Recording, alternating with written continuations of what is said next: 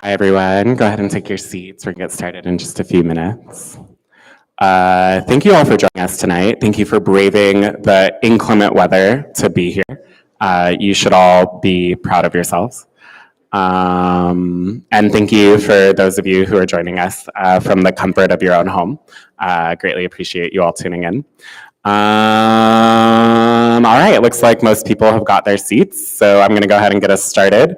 Hello and good evening, everybody. My name is Salvador Munoz, and I'm the Director of Public Programs here at Poster House, which is, of course, the first and only museum in the United States dedicated to the art and history of the poster. Usually people clap at that part.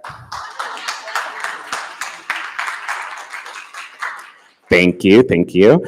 It is my distinct pleasure to welcome you to tonight's program, Legacy of Inspiration, the Black Fives and Nike, with author, historian, nonprofit founder, and today I learned engineer, Claude Johnson. In this important and informative presentation, Claude will explore the pre-NBA history of the Black Fives and his organization's iconic collaboration with Nike. This program is, of course, presented in conjunction with our critically acclaimed exhibition, Just Frame It, How Nike Turned Sports Stars into Superheroes, on view at Poster House through February 23rd. So if you haven't seen it yet, definitely check it out because you're running out of time. And before I hand it over to Claude to get this presentation started, I just want to share a few notes on accessibility for you. RF devices are available in the back at the table if anybody needs them for assisted hearing. And there are other accessibility tools such as fidget spinners and masks should you need them. Bathrooms are located across from the info desk where you checked in, and they are gender neutral and all body accessible. If you have any accessibility needs that are not being met tonight, please let us know at the info desk and we will do our best to make sure that you are accommodated. And lastly, this program is being live streamed virtually. So if you miss any key points, you can always go back and watch it. And I just want to point out that tonight's program is very much about Black history. And we are not in Black History Month. We are a day early. And that is because Black history is every day. And until somebody explicitly tells me to stop, I'm going to continue profiling marginalized voices in this museum. And in fact, I'll probably do it after they tell me to stop. So without any further ado, please give a warm, warm, warm welcome to Claude Johnson. Thank you, Salvador. I'm gonna sit, and get the clicker. First of all, thank you so much.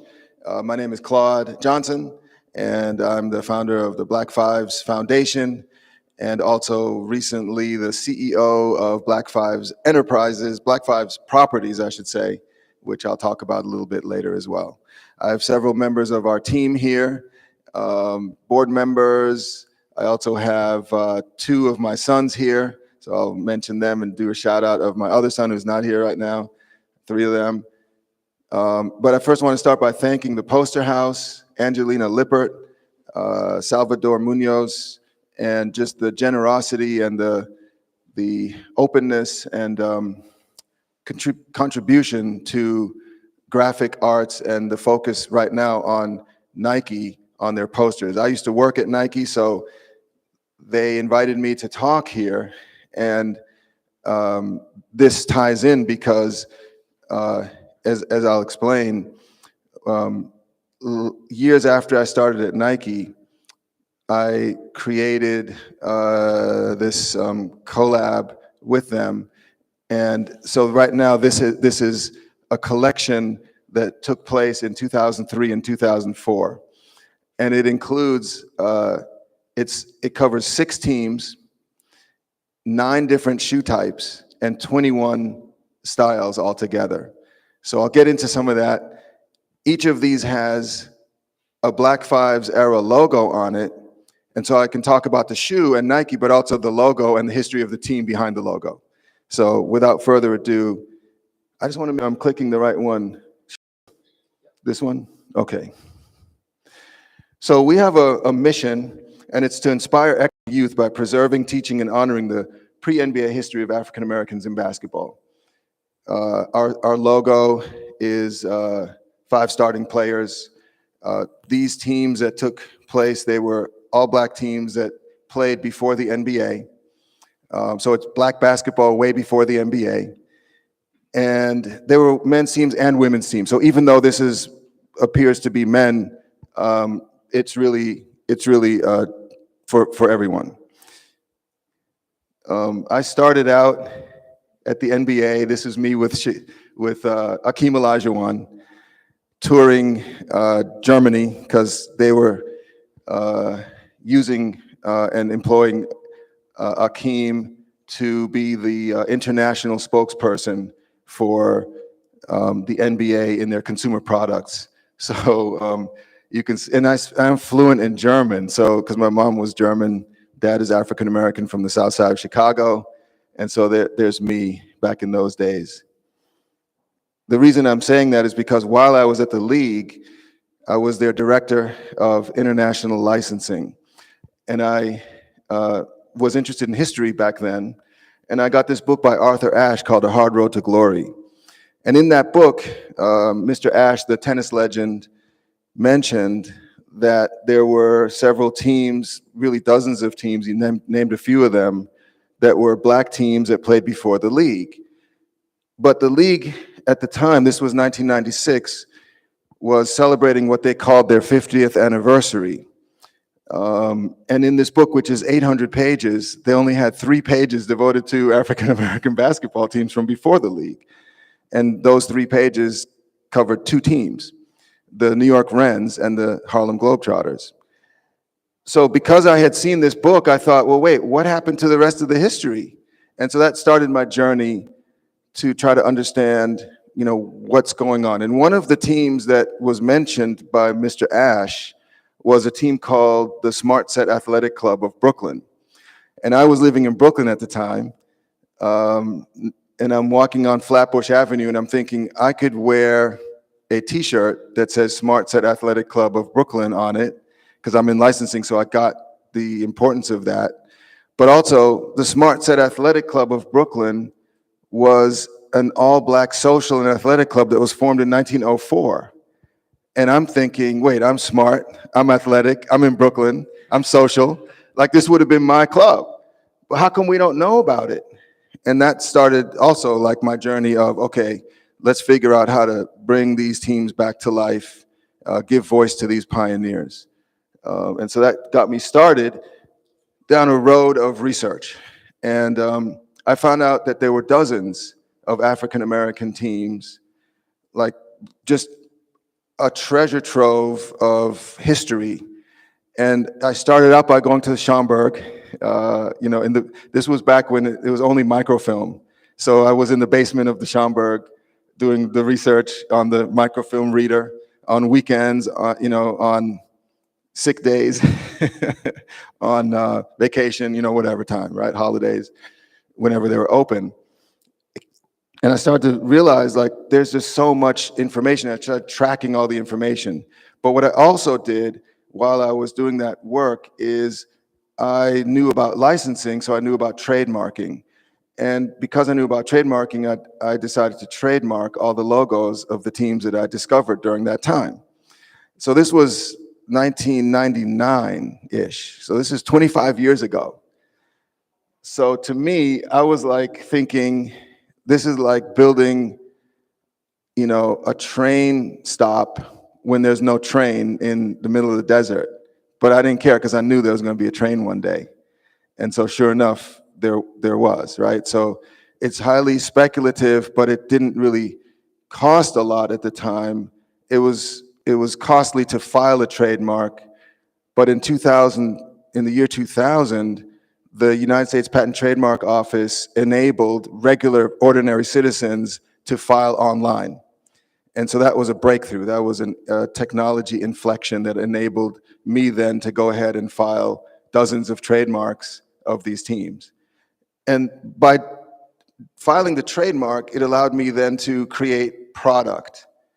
And product is really a language in and of itself, right? Like, we look at what each other are wearing, we look at brands and we say, okay, I see what you're down with, and then I'm telling you what I'm down with by what I'm wearing, and there's a connection, right? And so It's an affiliation, it's storytelling, it's also an opportunity to start a conversation with really sometimes a complete stranger. So these are some of the logos, and the reason why these are interesting is that some of them you just couldn't make it up. You couldn't make up these logos if you tried. And that's because they're real, they actually existed, right? And I'm going to talk about how these came up, not all of them, but some. And you know, I spent time creating product because I took these logos and I thought, okay, it was the throwback craze. How many of you, raise your hand if you remember the throwback craze, right? I mean, everybody had a throwback. You could get a throwback at Saks Fifth Avenue for $300 or $400, like literally. And so I got into that game. Some people thought my throwbacks were the best ones. You know, I went to Korea. I tried to get different makers like Mitchell and Ness interested. So I got to know Peter and Fran Capolino. They were very interested, but they just couldn't do it because their plate was full. But they put me on to their sourcing people. And sure enough, you know, these are made at factories in Korea where I went to visit those factories. And they did a great job, and we got a lot of business, but it was the last call for throwbacks. Jay-Z came out with Change Clothes, and then also, you know, the button down, and then even before that, the white t-shirt took over. It was really revenge of the retailers, because you went from a $400 must-have to a $3 for $7 must-have white t-shirt. Maybe it was $3 for $10. So everybody wore their, you know, white t-shirt with white uptowns. Like that was it. And it just completely destroyed this business for a lot of retailers.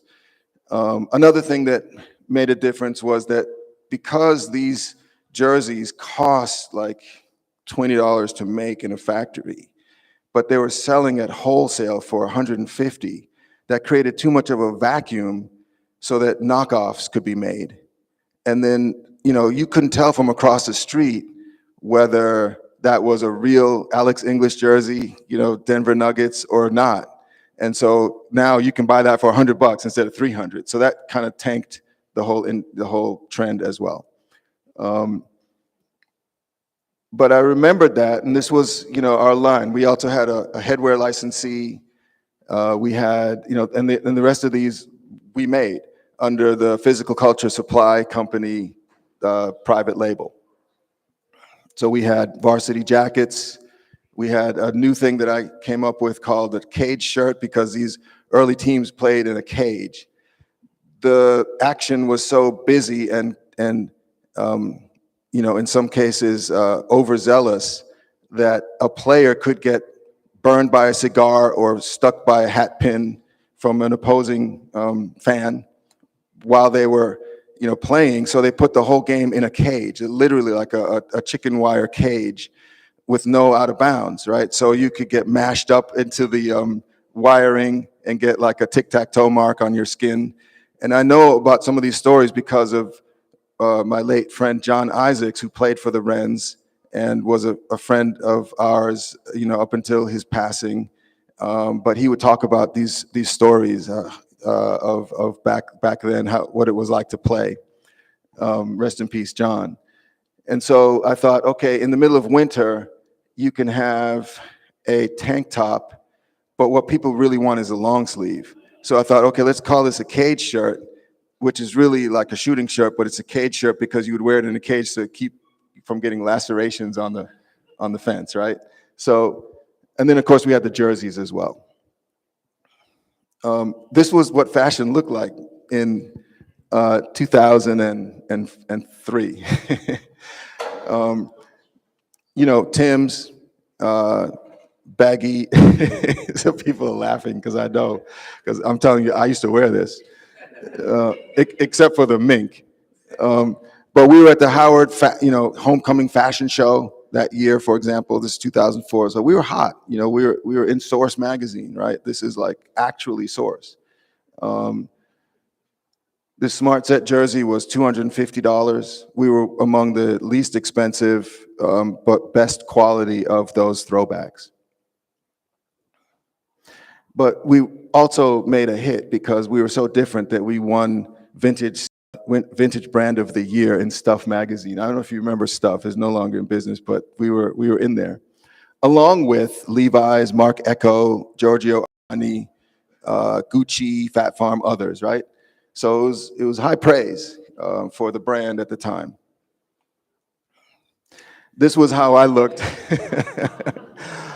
I was on BET. I was like trying to make the case for like the Rand, because you know the Rands, but all these other teams, right? Is like, why are we not hearing more about this? And so I would try any way I could to get on air, online. You know, this was just the very beginning of online e-commerce and all of that. You know, so I was trying to do my part, and you know, I'm saying that because I'm true to this. I'm not new to this, right? This was 2004. Along came, in the midst of the collapse of this trend, a friend of mine, because I worked at Nike. So after the NBA, I left the NBA and I went to work at Nike in Beaverton. So I lived out there. And I was the product line manager for Nike Basketball, which is their branded line. So it's everything that just has a swoosh and a ball. Somebody else had NBA, somebody else had college, somebody else had Jordan, okay? And when that happened, you know, somebody reached out and said, hey, do you think we can do an Air Force One or a shoe with a Black Fives logo on it? And I was like, yeah, that's awesome, because at the time, that's what brands were doing. They were coming out with a shoe and it had a logo. That turned into a whole thing where with Nike, as I said earlier, it turned into not just one shoe, but 21 shoes, and representing 6 teams in 9 different product types. The product types, just so, well, let's first look at what some of the promotional activity is that they did.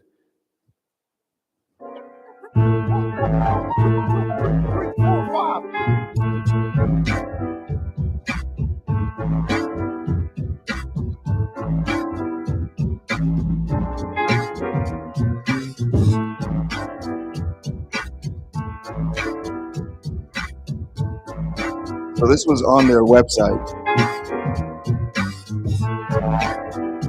The quality is so atrocious because this was state of the art back then. So I don't know if you realize, but before Instagram and before any of this technology, the largest size file you could get from a photograph was like 360 by 480 or something, right? Like that's it. And that's why there was no such thing as Instagram, because it didn't make sense to upload that low resolution. And if you had higher resolution, it didn't make sense to upload it because you couldn't upload it because it took too long, because it wasn't fast enough. You couldn't stream.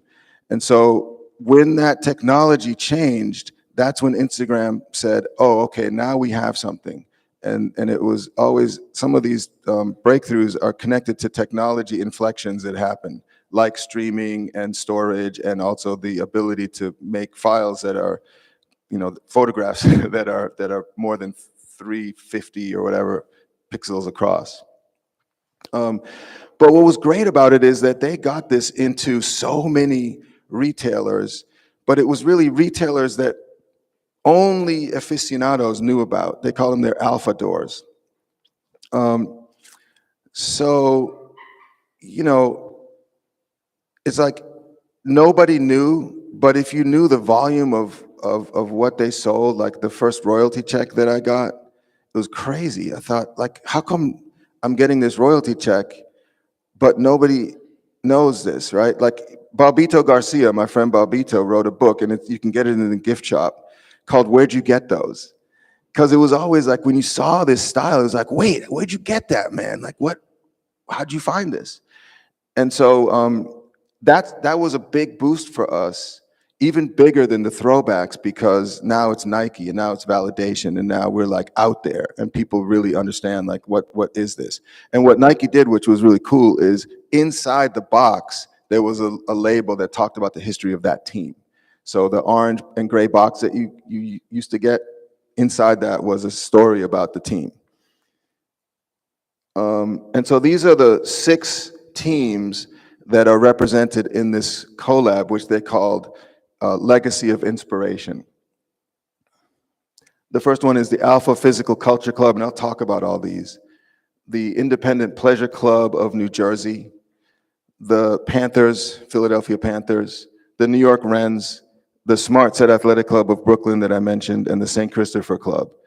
So Alpha and Wrens and St. Christopher were all Harlem. We, by the way, have a couple of special guest dignitaries. One is Karen Horry, who's with Community Board 10 up in Harlem.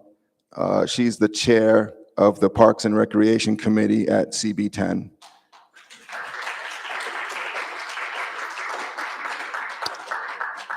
Karen helped us get a unanimous resolution from Community Board 10 in support of our project to put a Walk of Fame honoring the New York Wrens at the location where they used to play, at the corner of West 138th and 7th, which is Adam Clayton Powell. And the reason is that the Wrens played, I'm kind of getting ahead of myself, but I just wanted to, I'll point that out and I'll continue later in a second, but welcome to Karen, who came from Uptown. And next to Karen is Reverend Gail Badger, who is not only a reverend, but also the daughter of Lou Badger, who played for the New York Wrens. So she's an actual descendant.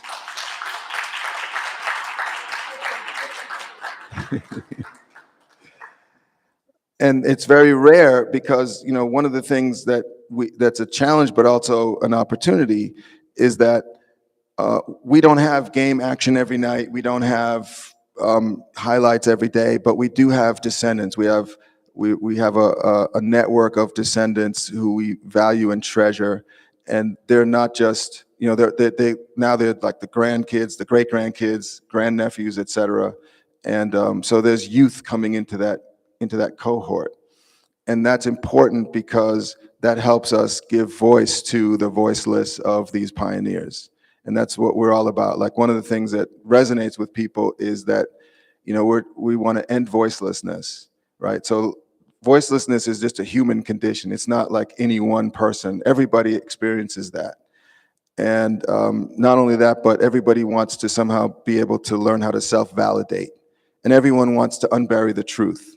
And so that's what we do with this history. So people who wear Black Fives or who are down with Black Fives, like, it says something to others, and that's why it's become a global type of movement. Again, in one of those things like a mixtape, people that know. I'll get into each of these. So the styles are the Air Force One, Air Force Two, many people don't realize there's such a thing, Air Force 3, Dunk High, Air Assault, the Vandal High, the Vandal Low. I don't know why the formatting got messed up, but please excuse that. The Blazer and the Legend. Okay, those are all represented here. The only one I don't have up there, these are 9 shoe types, but I don't have the Air Force 2 just because I didn't have a photo of it, because it was in my bag. So let's talk about the first of these teams. The Alpha Physical Culture Club was the first all-Black athletic club in America. They had their clubhouse on 135th, right across from Howard Bennett Playground, which we just did a ribbon cutting for a court repainting of that playground, which now commemorates the New York Wrens.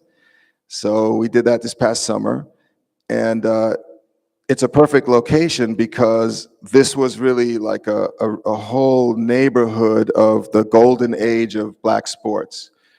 There was Negro Leagues baseball stadium within a block, Olympic Field. The Renaissance Ballroom was a couple of blocks away. The Harlem YMCA was a block away. There are some other amazing sort of historical tie-ins that made that such an important opportunity. And Karen was there for the ribbon cutting and helped make that possible. So what I'm going to show you is that when you find a photograph that's historic and you're trying to figure out, okay, how do I create the logo? Like, how do you even create a logo? So first I had to learn how to use Illustrator and Photoshop, and I taught myself that. One of the reasons became confident with learning is because I went to Carnegie Mellon University, which taught you how to learn. Like, if anything else, it taught you how to learn. And by the way, back then, it was $6,000 a year. So now you can add, I think, 80,000 to that. If anybody knows, let me know. But this is an interesting team because they called themselves Alpha, and they were formed in 1904, the club, and the team itself came out in 1908. But they called themselves Alpha because at the time, there was a great deal of overcrowding in New York City. The reason for overcrowding was that Black people were leaving the South to escape from oppressive conditions there. So this was part of the migration that had caused overcrowding in New York City. And the conditions were so bad, like some of the housing in New York City at the time, apartments that were sectioned off didn't have ventilation. There were no windows in some of these. So then you had pneumonia and tuberculosis that started to appear. And this was before people knew those diseases were contagious. So they just thought, well, the solution is to exercise the lungs, because they thought, okay, well, this is a lung disease, we should exercise the lungs. And there were no places where Black people were allowed to go. Like, they couldn't go to the New York Athletic Club, they couldn't go to the white-controlled YMCA or YWCA, until they eventually created, about a decade later, the colored branch of the YMCA and YWCA. So these three brothers who were from Jamaica, the Norman brothers, Conrad Norman was the lead, formed this athletic club. And then, of course, they had a track team, they had basketball. And so what I'm going to show you is, this is how you basically trace this logo. I think I know what happened. I think that might have been converted from Keynote into like the dissolve. The dissolve is not there, but it's okay because we're gonna make this work. So it goes. So you start with the logo and you go, okay, what can we do with this? So I traced it, and this is a team now. This photo is from 1912, and then you take that logo and you put it onto a shoe. Oh, I don't know what happened to that graphic. I'll just show it to you actually, which is this Air Force One, for people who want to be able to see it. And what's cool is they also put the logo on the footbed. And so we have this Air Force One to show you. And in this collection, they actually had several shoes that were also Alpha Physical Culture. The Air Force Two.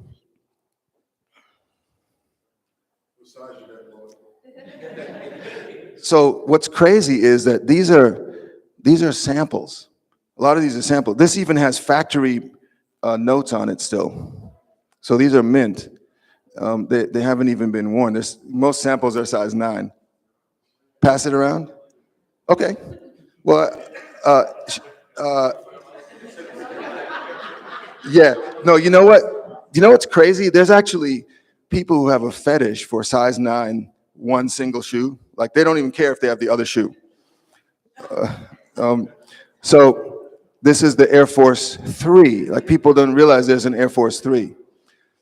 And I'll talk about some of these styles. The Air Force 1 came out in 1982. And let's see, there's another one here. We did a Vandal, the Vandal High. The Vandal is a style, and it also comes in a low. So these are all leather limited edition. And what was cool about this shoe is, it's got the contrast color piping. It's got the logo hit on the strap.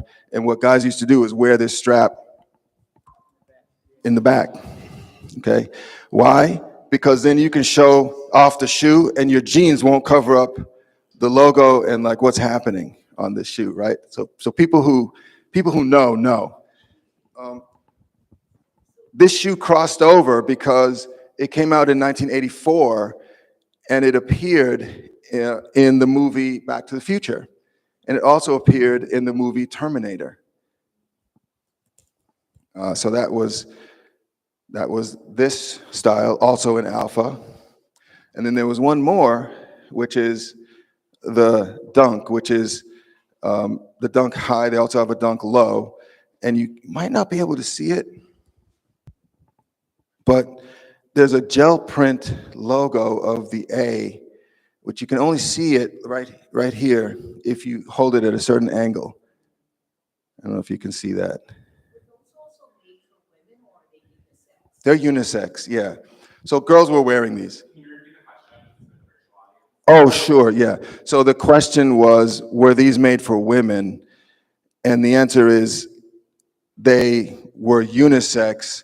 But what's interesting about the whole footwear business at all is that it took a while for the footwear companies to even realize like there's a women's market, right? And so women have different physiology. So there's a real preponderance for ACL ruptures and tears, right? So they had to. So now the shoes are designed specifically for women. But this was the Dunk. Now the Dunk came out in 1984, the same year as the Jordan 1. So that was why this was popular. And I want to also say that's it for the alpha styles. But one thing that I want to say about the alpha team itself is that they really helped alleviate the incidence of pneumonia and tuberculosis because they made people aware of it. Like it's more than just the lung capacity of people who were residents. The mortality rate among Black people was 25%, which means 1 in 4 were passing away from pneumonia or tuberculosis, which today is just, treatable. Yeah, I apologize for the graphic here, but I showed you the actual one. The Air Force 3 was a derivation of the Air Force 1 and 2. And I showed you this as well with that gel print. Another team that emerged as I was doing research was a team called the Independent Pleasure Club of New Jersey. Now it sounds interesting, doesn't it?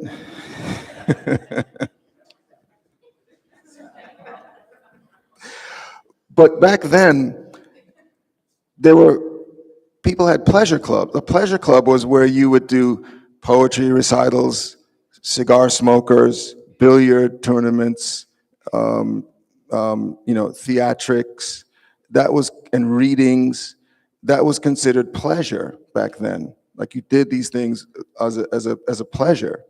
Playing cards. Although gambling was strictly forbidden in some clubs.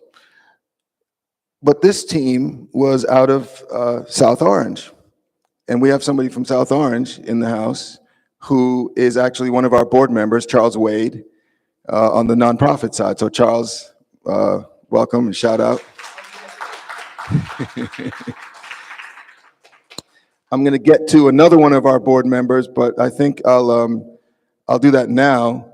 We have another 2 individuals in the audience who I wanted to highlight. So I have 3 sons, and 2 of them are here. My oldest son, Cassius Johnson, a board member. Cassius won 4 Division I football conference titles with University of San Diego as a cornerback. So I'm actually wearing his championship ring on my right hand. And I'll tell you why I'm doing that. And then next to Cassius is my middle son, Cornelius Johnson. I want to mention that Cassius is with DKC in their sports division, which is a leading PR firm in New York City, and he lives up in Harlem, where I used to live. And my sister was with Dance Theater of Harlem all these years, you know, for a while. Cornelius is with the Green Bay Packers, and he was with University of Michigan last year, not this year, but the one before that, where he won a national championship as a wide receiver. And so I'm wearing the national championship ring. And the reason why I'm doing that is because I'm actually the first historian with a sneaker deal, a global sneaker deal. And I'm also the first author, I haven't talked about my book yet, with a global sneaker deal. And I'm also the first stay-at-home dad with a global sneaker deal. Like, that's for real, because I opted to become a stay-at-home dad so that I could help with their careers. And their younger brother, Carnegie, is a point guard at the United States Naval Academy in his second year. So we see one of the posters is of David Robinson, who also played at the United States Naval Academy. Come to see this exhibition, because these posters are amazing.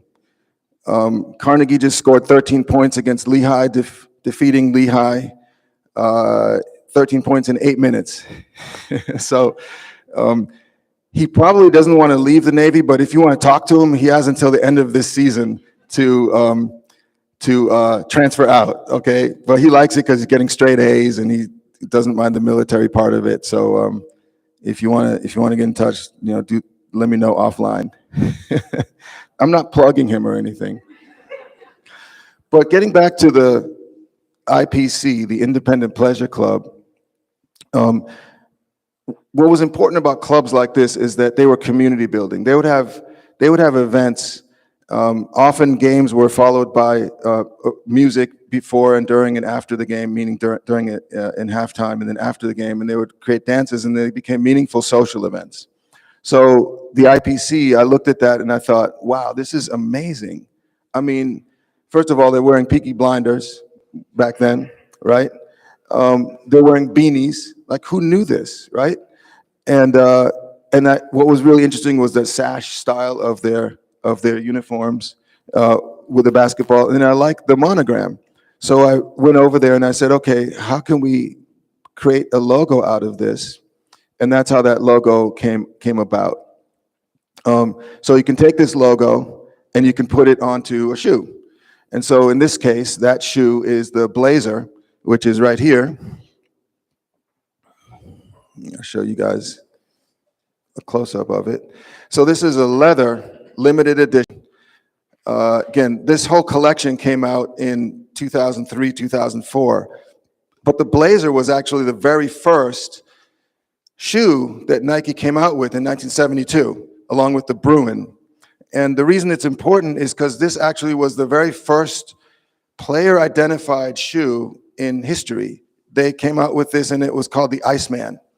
And it had Iceman on the back. And so, just full circle, there's an Iceman poster. And by the way, Poster House only puts up original posters. Like, these are not reprints or in any way like somehow knockoffs or something you can get at, you know, Target. Like, these are the original actual ones. So what's cool about this shoe is it was the first time that they used this herringbone sole for traction on the court. They have a collar, which is padded for basketball ankle use. And this collar is kind of a direct inspiration from the long socks that they used to wear, the long striped socks that some of these players used to wear. And I didn't mention it, but we also had apparel and headwear in this collab collection. Another team that I discovered and really fell in love with was the Philadelphia Panthers. So this is a photo from back then. What's important about the Panthers is that they had a number of stars who ended up becoming significantly recognized. Two of them are in the Basketball Hall of Fame now, Zach Clayton and Charles Tarzan Cooper. Both Zach and Charles ended up playing for the New York Rens and also the Washington Bears, and both of them won world championship titles for both of those teams in 1939 and in 1943. So I took this and I said, okay, what else can we show that is, oh man. Okay, somehow this didn't work. Oh, that's too bad. Okay. Well, what this was an ad that showed the Panthers in an advertisement. It's covered up because of a technology glitch. But I traced that ad, and that ended up being the graphic on a shoe. And this is a Vandal High shoe. The thing about the Vandal that's really cool is that they have that same oversized graphic as for the swoosh that's on the Blazer. And this was one of the first times that they used the entire back part of the shoe as a graphic, as a almost like a canvas.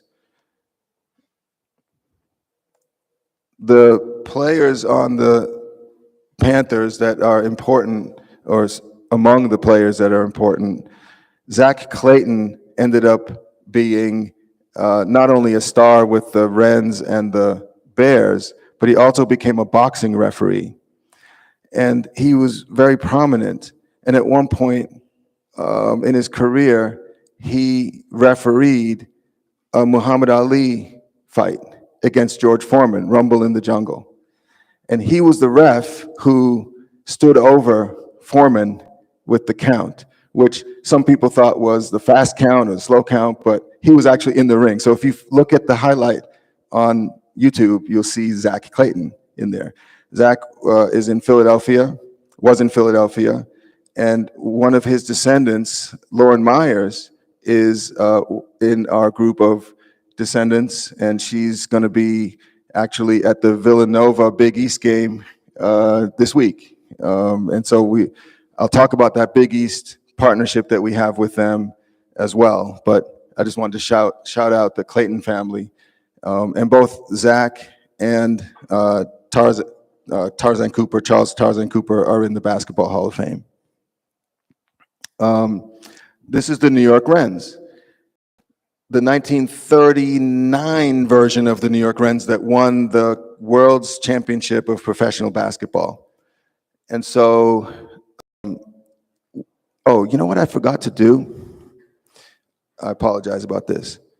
I forgot to show you that in addition to the Panthers Vandal limited edition leather high top, we had some more shoes that were Panthers. This one is the Legend. The Legend is important because it came out in 1983. It's got a pennant on the side. So Nike was creative, and we thought, okay, let's put a pennant on here. It's also got the Black Fives logo on the insole. It's still got that herringbone design. Also, what's cool about this is the first time that Nike did put a different color, contrast color outsole on a shoe. Patrick Ewing wore this shoe while he was still at Georgetown. And so again, just a full circle shout out to the Big East. He wore the high top. Let's see, there was another Panthers shoe, which is this Dunk. And what's cool about this is just, you can barely see it, but they laser etched the Panthers logo onto the front of this shoe. I don't know if you can actually see that in the live audience.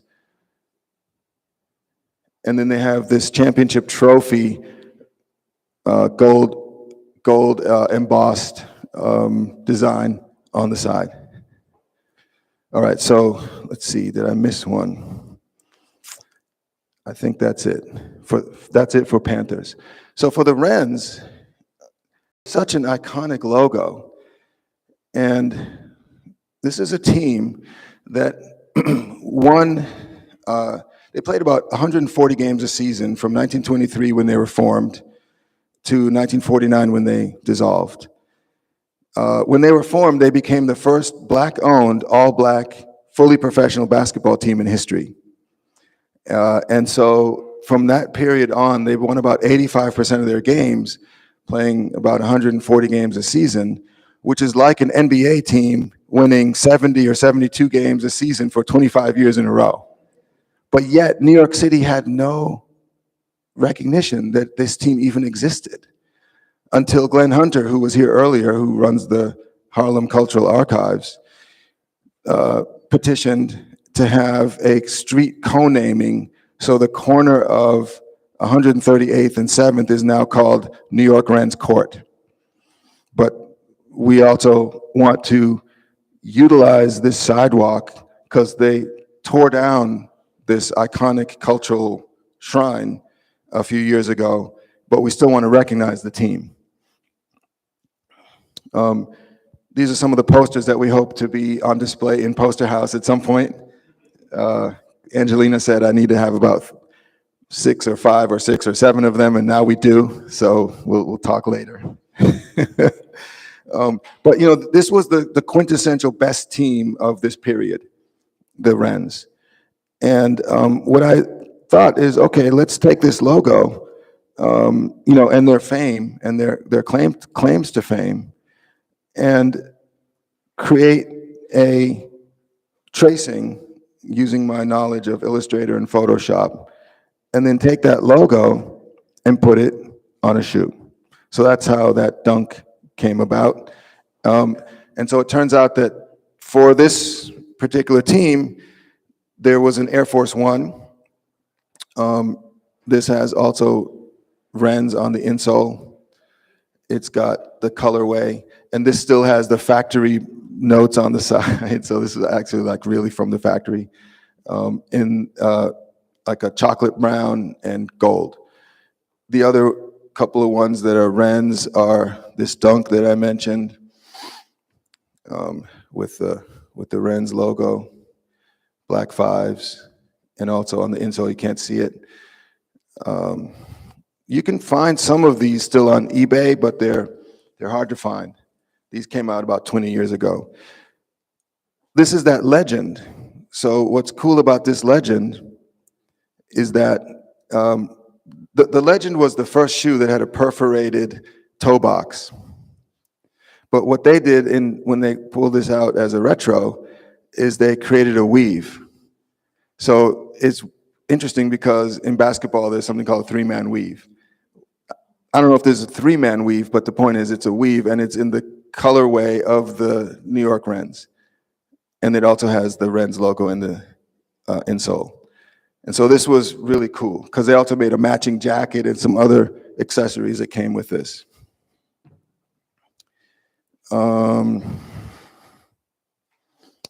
Okay, so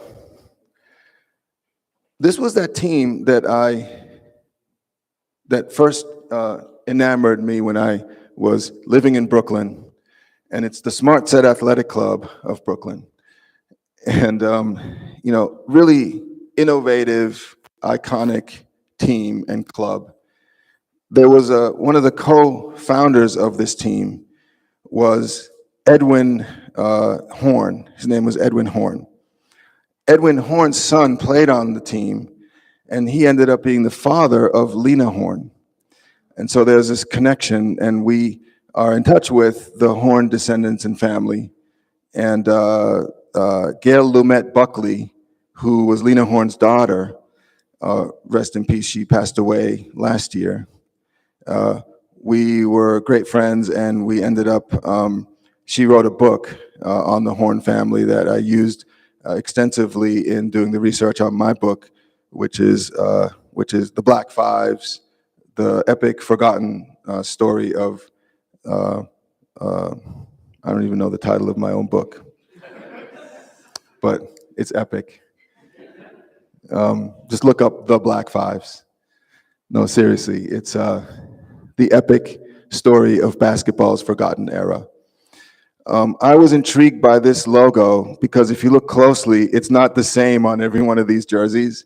So it feels like their moms just like sewed down like some cutout patterns, which is fine, right? Because it's just like do it yourself. You gotta just do whatever you can get away with.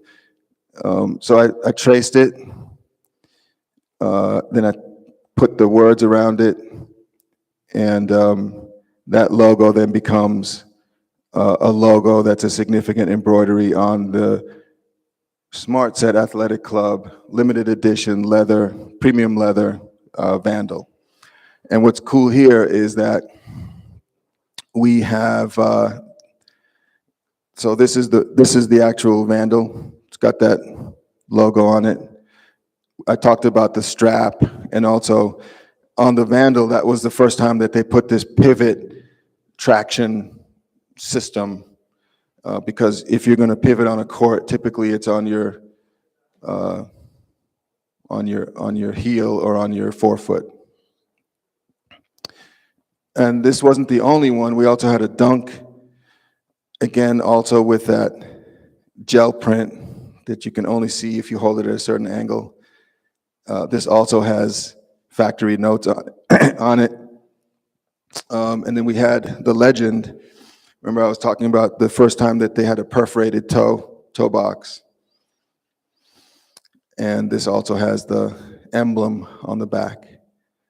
This even still says sample not for resale on the inside. I don't know if you can see that. So it's been quite a journey.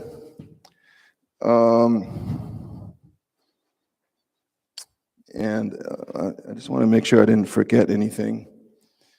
And before I go to this team, I forgot to mention that also on that Independent Pleasure Club was Nike Air Assault. The Nike Air Assault was iconic because when it came out, there was a big oversized Nike here, but on the retro, they put the Independent Pleasure Club logo. And it's got the safari print, and it's got all the other things that go with having an actual basketball silhouette and performance features like an air duct, air pocket for cushioning. So this was often a big man shoe. Now we have the St. Christopher Club, a Harlem team that was affiliated with St. Philip's Protestant Episcopal Church, which is still there. But when they started, they were in what was called the Tenderloin District, which is Midtown Manhattan. That was where most of the black people in New York City lived at the time. And on this team, the second from your right is Clarence Fats Jenkins. His nickname was Fats because he had a brother who was skinnier, and his nickname was Legs. And that was to tell them apart. But Fats is actually in the Basketball Hall of Fame. As part of our work in the nonprofit Black Fives Foundation, our advocacy has helped to get 11 previously forgotten pioneers enshrined in the Basketball Hall of Fame. And we're very proud of that, and our work continues with the help of our partners, Puma, the Big East, Homage, and we're just gonna keep going. Lids is in that mix as well. So what's also interesting about this photo is that the person that's second from the far left is a man named Paul Robeson. Paul Robeson played for the St. Christopher Club while he was getting his law degree at Columbia. And he was 6'2", so you can tell how big he was relative to other people's height back then. He was so big that his nickname was Tiny. But he played on this team, and he also played football for Rutgers prior to this. He was the first black All-American to play football in the NCAA, and he won that honor 2 years in a row. And he was also playing with St. Christopher, so he actually at one point played a game at the Polo Grounds, which, if you're familiar with Rucker Park, Rucker is across the street from Polo Grounds housing, which is where it's called Polo Grounds housing because that was where a stadium used to be. That's where the New York Giants used to play, the MLB team, before they moved to San Francisco. But they used to play football games there too. So Rutgers played on that field, and most of these African American teams played at a facility that was also at that intersection of 155th and 8th, where Rucker Park is, called the Manhattan Casino. The Manhattan Casino held 6,000 patrons, and teams used to come from other cities just to play there. So you'd have Howard playing Hampton at Manhattan Casino in Harlem, because they knew that they would get fans, and they would get knowledgeable fans, and that they knew what they were talking about, and they knew what to cheer for, and they knew what was going on in the game. So Paul Robeson actually played a football game for Rutgers, walked across the street, catty corner to the Manhattan Casino, changed into his St. Christopher Club uniform, and played a basketball game. And I write about that in my book. Same thing, you have to look, if you're doing forensics, and say, okay, well, what was the logo of this team? So we see a little hint of it, but it's unclear what that is, right? The man who's reclined on this photograph is Will Madden, who is actually on the cover of my book, Will Anthony Madden. And when what he did is he left the St. Christopher Club to join this other team called the New York All-Stars.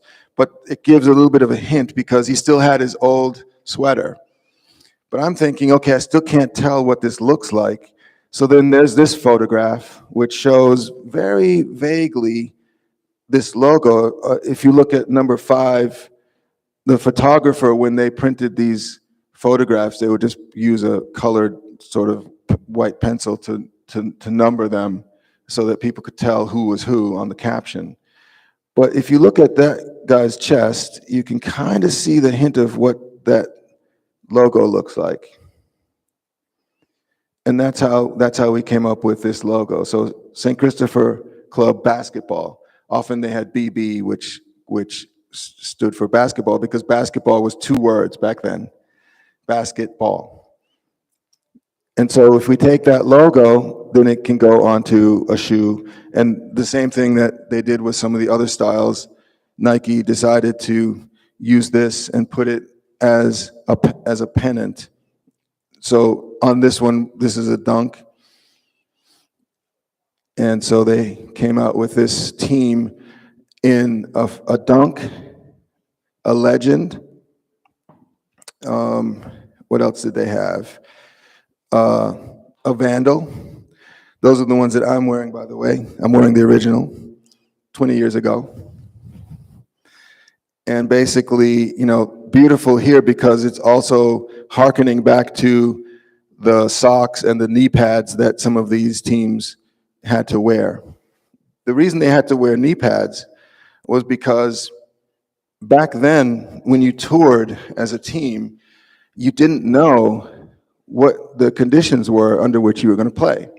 So there could be nails, splinters, uneven floorboards, and that's why most of these images you see from back then, the guys were wearing knee pads.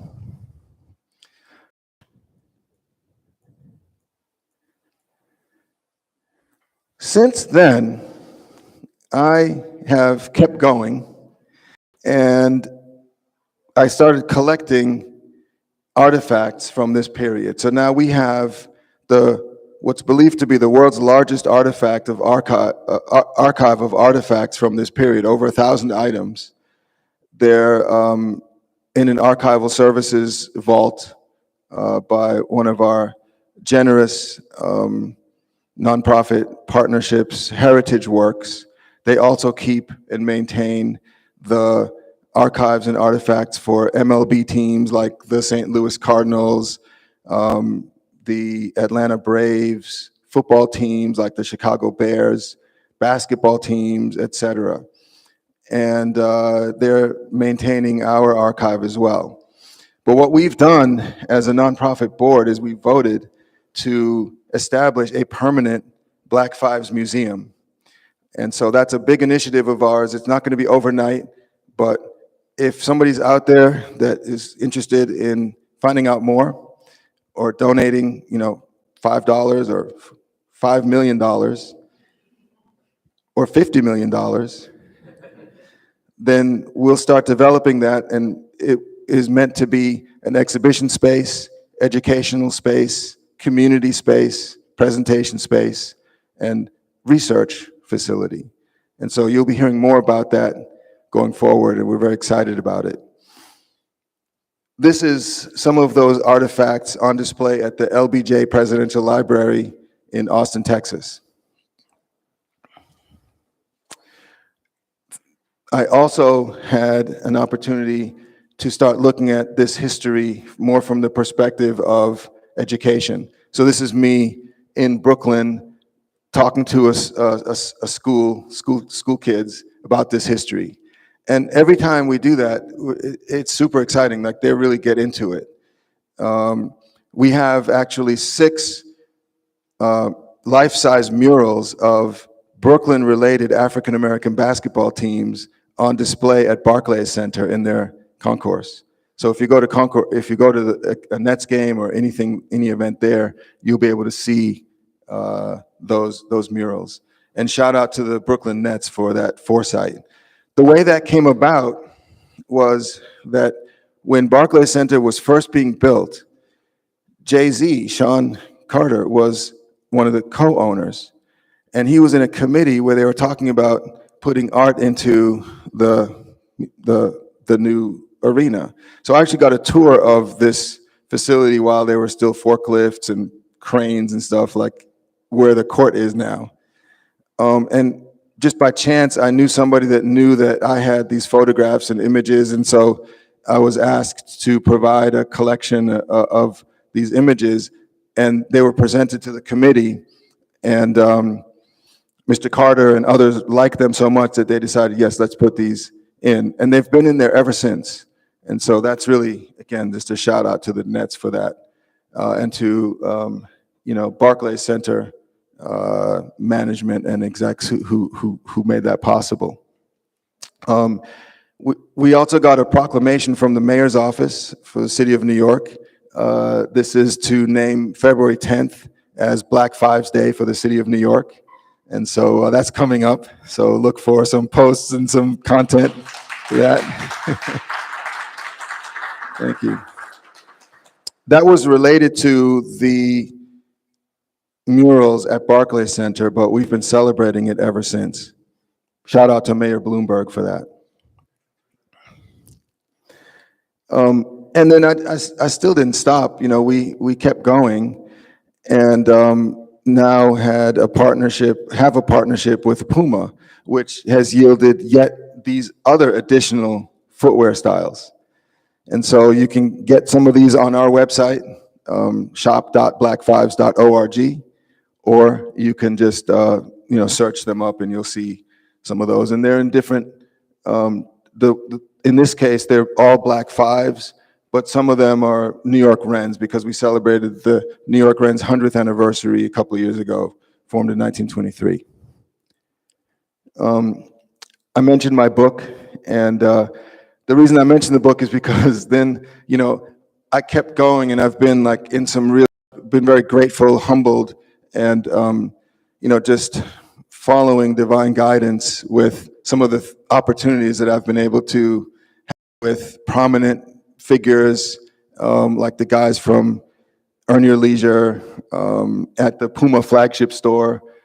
And, it's just been a real honor to just have done all this literally from home, as an idea that started with nothing.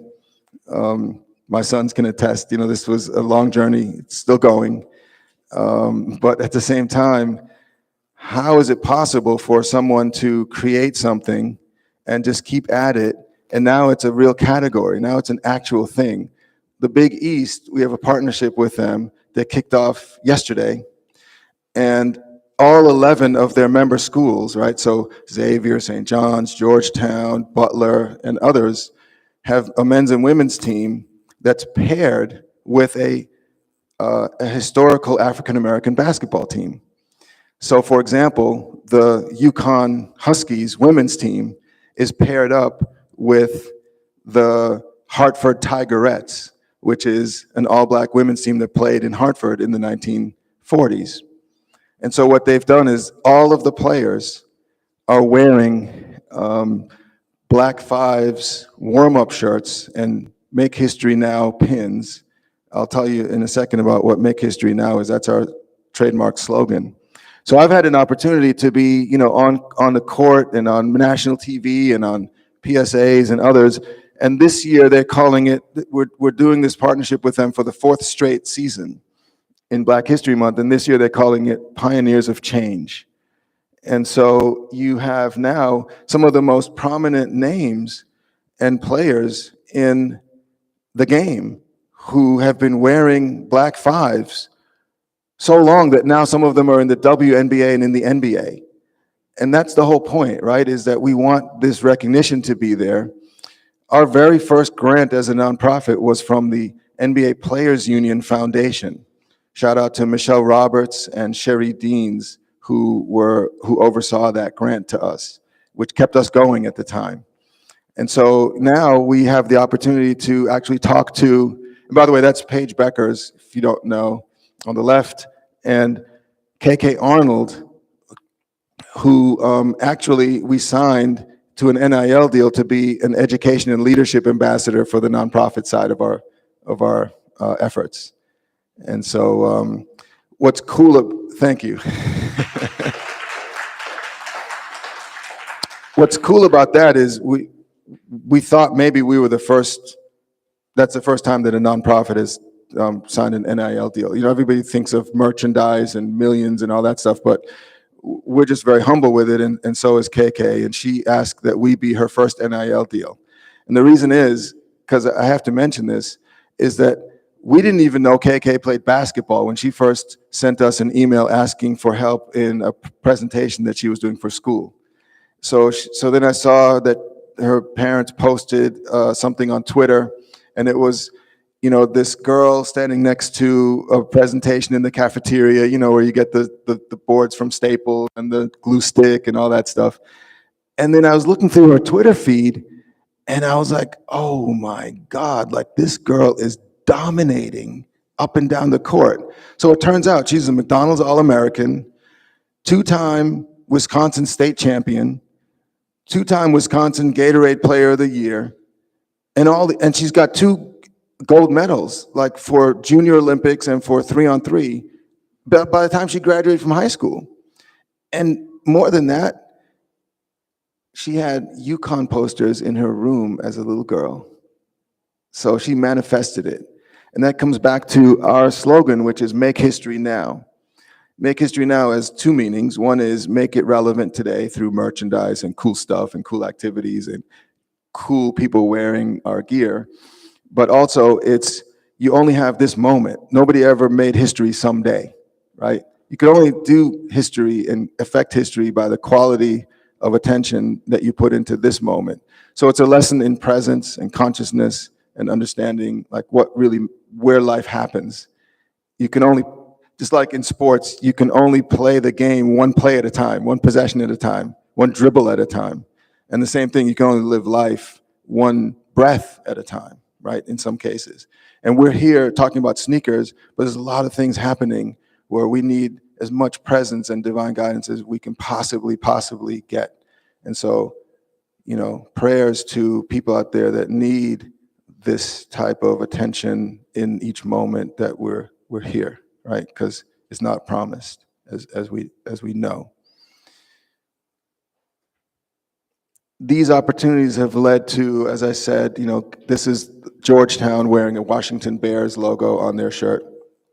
And then it's given me an opportunity to talk to NBA teams as well, because now we're getting invited to talk. This is me with the, it's kind of dated because Russell Westbrook was on the Thunder at that time and others, but what was interesting about it is that Sam Presti, who's the GM of the Thunder invited me in to talk to the team, and it was a mandatory meeting after practice, so all the players were there, and so that was actually really cool. I want to leave you with some haiku poems. If you don't know what haiku is, it's 575 stanza, and I'll just let you read that for a second, or I'll help you read it. First historian with a global sneaker deal, make history now. I'm the first author with a global sneaker deal. You can publish that. First stay-at-home dad with a global sneaker deal. Hey, y'all, that ain't bad.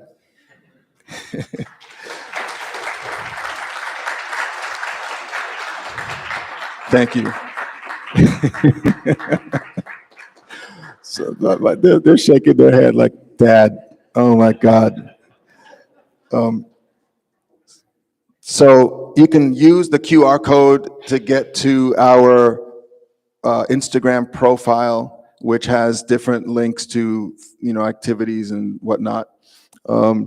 And really, with that, I just wanted to say thank you so much. I know there's some time for questions, and we I think have gotten through the hard part. Now is the easy part, which is the questions. Yes, we do have time for a couple of questions. Yes, we'll start up here at the front, but only a couple because we are running short on time. So make them good. So I see a lot of things happening, a lot of different intersections. Kudos to you and your staff for putting together programming. I know that takes a lot of hard work. I see an orange and black logo sneaker.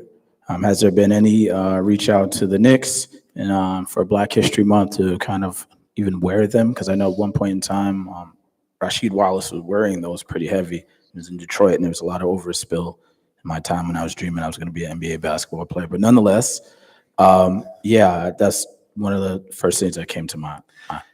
Yeah, thank you. It's a great question. So, and by the way, Rasheed Wallace famously wore Air Force One highs, the Air Sheed, while he was with the Trailblazers. And I had a chance to get to know him while he was out there. So what's interesting is that people don't realize that the NBA is three entities. It's the league office, it's the players union, and it's the teams. And they all have their own different agendas. And so we've had friendly relationships with the teams, like the Knicks gave us as a nonprofit a community service award, the Sweetwater Clifton City Spirit Community Service Award, which was incredible. It was incredible validation and honor to receive that. But at the same time, the league is a little bit in that not invented here kind of mentality, because we've been pitching them, and I'm just going to say it, like we've been pitching them for 25 years. And so, you would think, and I think that at some point, maybe with the players knowing more about this now, that they can say to the league office, well, wait a minute, why are you not representing our history properly? So you have city editions, which are jerseys, that are interesting, but they could potentially be even more compelling. So NBA viewership is down 30%, interest is down. Maybe there's a correlation. I don't know. I'll let somebody else answer that question. But we've definitely been in touch with teams for that purpose.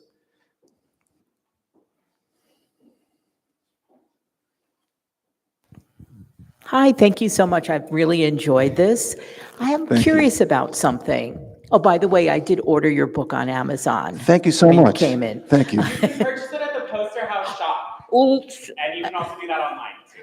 I'll cancel. Thank you so much, Poster House. Thank you. On your way out. Yes, I'll cancel my order and I'll head to the gift shop. But I'm curious about something. With the Black Fives, and then you had the NBA, where in terms of the historical context would the Harlem Globetrotters fit in? That's a great question. So we're friendly with the Globetrotters organization, which has changed hands a number of times.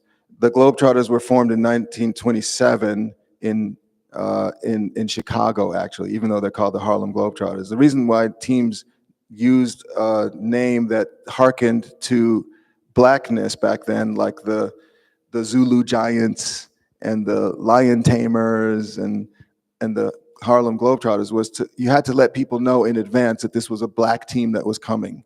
It wasn't just for black, it was the Olson's Terrible Swedes out of Wisconsin.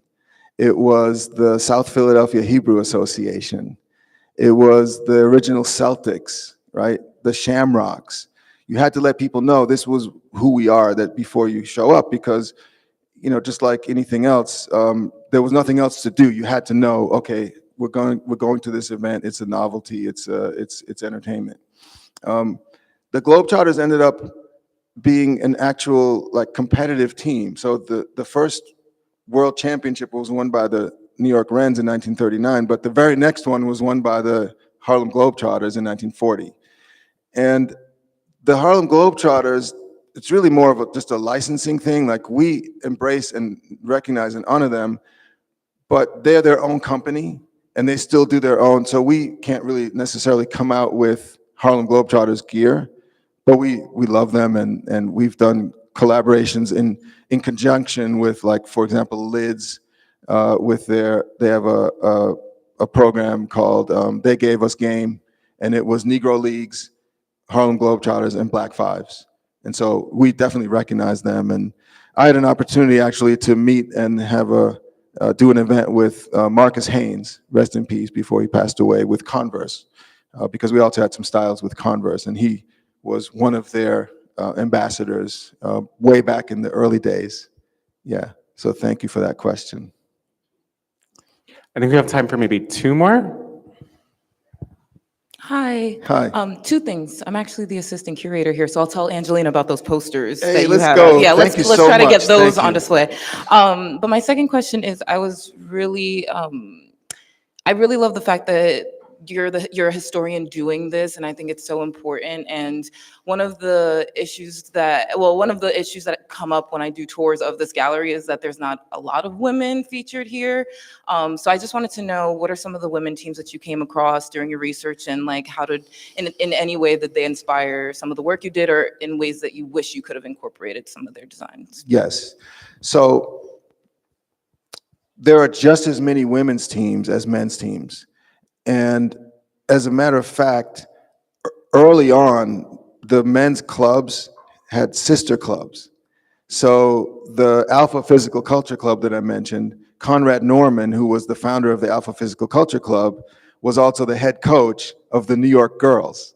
The New York Girls were the first all-black championship team. They were New York champions, greater New York champions, because they played teams in New Jersey and elsewhere. And so we also have product on them, and we feature them as much as we can, especially with the Big East, because we're paired up with all of those teams. I have to say also that one of those teams was the Philadelphia Tribune Girls. The Tribune Girls were sponsored by the Philadelphia Tribune, and it was a woman who innovated that in Philly, because she went to the newspaper and said, hey, we have something here. And one of the players on the Philadelphia Tribune Girls was a woman named Ora Washington. She helped them win 11 straight black national titles in the 1930s and 40s. And then we helped advocate for her to be enshrined in the Basketball Hall of Fame. And the reason that's important is that after she finished basketball, she disappeared. And I'm not saying she disappeared, but she was completely forgotten. And she became literally a maid, a domestic. And people didn't even know she had played basketball. But after playing basketball, when she came up through the Germantown YWCA, which was the first colored branch for women in history, formed in 1918, she became a mentor to a number of different people, because she was also really prolific and gifted at tennis. And so she actually mentored Althea Gibson, who eventually became not a Grand Slam, but what do they call it? The Wimbledon and US Open, I think the majors, or whatever they call it in tennis, because I'm not a huge title person, but she was the Time Magazine sports figure of the year 2 years in a row. This is in the 1950s. And then Althea Gibson, in turn, became a mentor, and so on, right? So we celebrate them as much as we can, and I didn't show the Converse styles, but with Converse, they actually did some Philadelphia Tribune product. And so, it's really just a matter of time before we get that out. And I also want to say that the Hartford Tigerettes team, we created a special hoodie that you can see online. It's a Hartford Tigerettes hoodie, but it's also signature KK Arnold. And 100% of the proceeds from that hoodie go to our nonprofit to support educational scholarships. So that's what we're about. And I that hope I answered hoodie your is still question. available? Right now, yes. Okay, all right. 100%. Well, I know where I'm spending my money after Go this. to the QR code. Mhm. Yeah.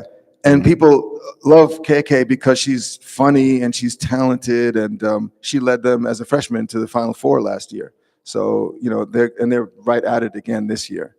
Before any more, I hope we have time for more questions, but I just want to point out a couple of members of our team who are here. I already mentioned Cassius and Charles, but we also have Tracy from, she's our content manager.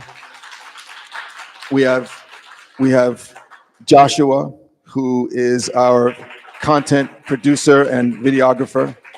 We also have Ellie, who is volunteering, but she's in her real job, a global e-commerce director, actually VP for a brand. And who am I missing? I think I got everybody. So, just thank you for being here. Thank you for the support.